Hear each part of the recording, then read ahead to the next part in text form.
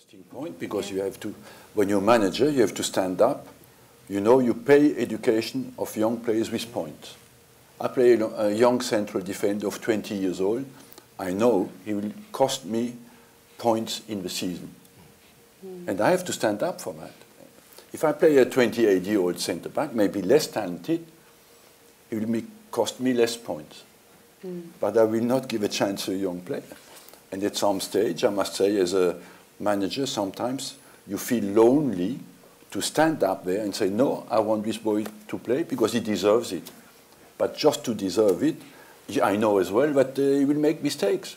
Because you learn your job at 23 years of age, 23, 24, you have a player.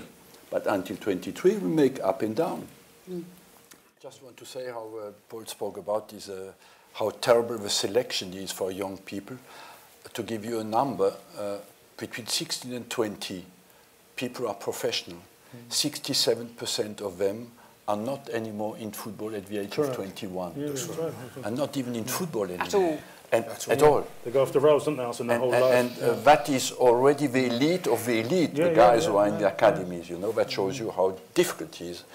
And I would say as well, the other thing that we noticed by making the profile of, psychological profile of the young boys, is that the stamina in the motivation is more important than the intensity of the motivation.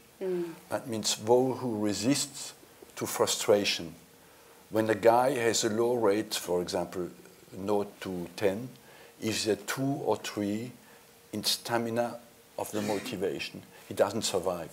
Because you have to deal with frustration, with disappointment, with not being selected, and still keep going. And those who keep going make it.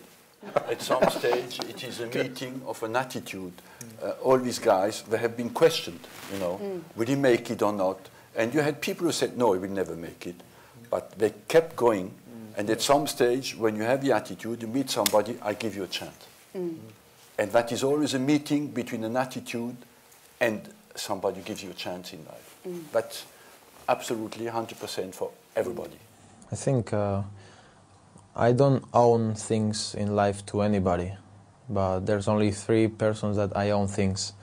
And it's my dad, my mom, and Arsène Wenger, you know, definitely, because I'm living a dream at the moment, you know, and, you know, a lot of players from my age would like to be in my position, and I really feel privileged, and that's why I don't want to miss opportunities like that. And he gave me the opportunity when I was just 16, so this doesn't happen a lot in football, and, you know.